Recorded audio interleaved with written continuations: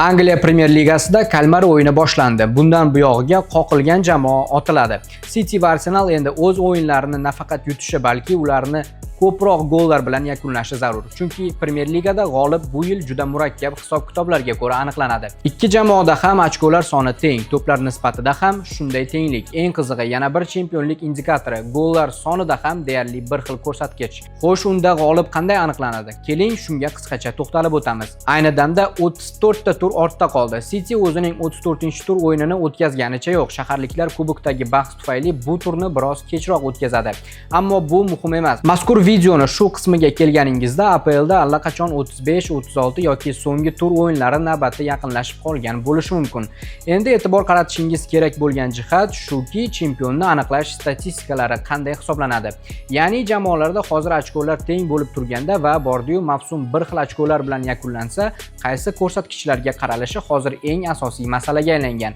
Ochkolar teng bo'lganda Angliyada 5 ta indikator navbatma-navbat e'tiborga olinadi. Jumladan, birinchi o'rinda to'plar nisbati. Ayni damda 33 turdan keyin bu bo'yicha vaziyat teng edi. Har ikki klub plus 37 ta to'plar nisbatiga ega edi. Arsenal 34-turda minimal 1-0 hisobida zo'rg'a g'alabaga erishib, to'plar nisbatini nisbatan yaxshilab oldi. Ammo aslida bu to'pchilar uchun muvaffaqiyatsizlik desak mubolag'a bo'lmaydi. City va Arsenal allaqachon katta hisoblarda yutishni boshlashi kerak edi. City 34-turni katta hisobda yutsa, to'plar nisbati bo'yicha ham oldinga chiqib oladi va bu Arteta uchun chinakam bosim hosil qiladi. Ammo to'plar nisbati ham teng bo'lgan holatda bizda boshqa indikatorlar o'rtaga chiqishda davom etadi. Undan keyingi navbat urilgan gollarga yetib keladi. Mazkur masalada Manchester Cityda kichik bo'lsa-da ustunlik mavjud. Chempionat tugashiga 4-5 ta o'yin qolganda City'dagi umumiy gollar soni 66 tani tashkil qilmoqda. Arsenalda esa bu ko'rsatkich hozircha 64 ta.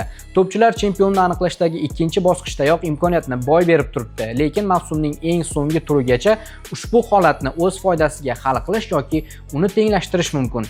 Xo'sh, to'plar nisbati ham, urilgan gollar ham teng bo'lsa, chempionni aniqlashdagi 3-bosqich nima? Bu o'zaro o'yinlardir. Eng qizig'i shu yerda bizda chempion nomi aniq. Agar hisob-kitoblar o'zaro o'yinlarga yetib kelsa, City chempion bo'ladi. Chunki ikki o'yin natijasiga ko'ra shaharliklar to'pchilarni yutib bo'lgan. Jumladan, birinchi davrada 1-1 hisobidagi durang qayd etilgan bo'lsa, ikkinchi davrada City Arsenalni 2-1 hisobida mag'lub etdi. Bu sharoitda chempionni aniqlashdagi 4 va 5-bosqichlarga murojaat qilishning hojati yo'q endi. Shunday bo'lsa-da, ularga ham qisqacha aniqlik kiritib o'tish zarar qilmaydi. Demak, agarda yuqoridagi uchala ko'rsatkichda ham tenglik qayd etilgan taqdirda 4-bosqich o'zaro o'yinlarda mehmonda urilgan gollar soniga qaralardi. Bunda ham tenglik bo'lsa, nihoyat futbol tarixida deyarli kuzatilmaydigan holat, ya'ni bitta chempionlik o'yini alohida o'tkaziladi. Mazkur o'yin neytral stadionda tashkil etiladi va bittalik final tarzida o'tkaziladi. Shu yerda barchasiga nuqta qo'yiladi, ammo endi bularga hojat yo'q. Tushunganingizdek, Man City to'plar nisbati va urilgan gollar bo'yicha ham tenglik kuzatilgan taqdirda o'zaro o'yinlar bo'yicha Arsenaldan APL chempionligini yulib ketadi. Xullas, shunaqa gaplar. Mikel Arteta 3-bor endi og'zi oshga yetganida yana va yana undan bu g'alabani yulib ketishmoqda. Raqib ham begona emas, o'z ustozi Pep Guardiola. Nima ham derdik, agar Guardiola o'z xohishi bilan Premier Ligani Artetaga sovg'a qilmasa, Arsenal o'yin tomonlama bu sovrinni yuta olmasligi borgan sari oydinlashmoqda. Hatto Arsenal muxlislari Guardiolaning yuziga qarab, g'azab bilan hech bo'lmaganda shu yili Artetaga chempion bo'lishga ruxsat ber deyishdan ham tap tortmadi. Ammo Artetaga chempion bo'lishda har yili nimadir yetishmaydi. U 3-marotaba buni qo'ldan boy berishga yaqin turibdi. Nachora, Arteta bu yil ham APLda 2-o'rinni olsa, bu omadsizlik emas, balki shunchaki taqdir bo'ladi. U hayoti davomida doim 2 bo'lishga mahkum etilgan. Taqdir hazilini qarangki, Mikel Artetaning peshonasiga nafaqat futbolda, balki hayotda ham 2 bo'lish qismati o'yib yozilgan.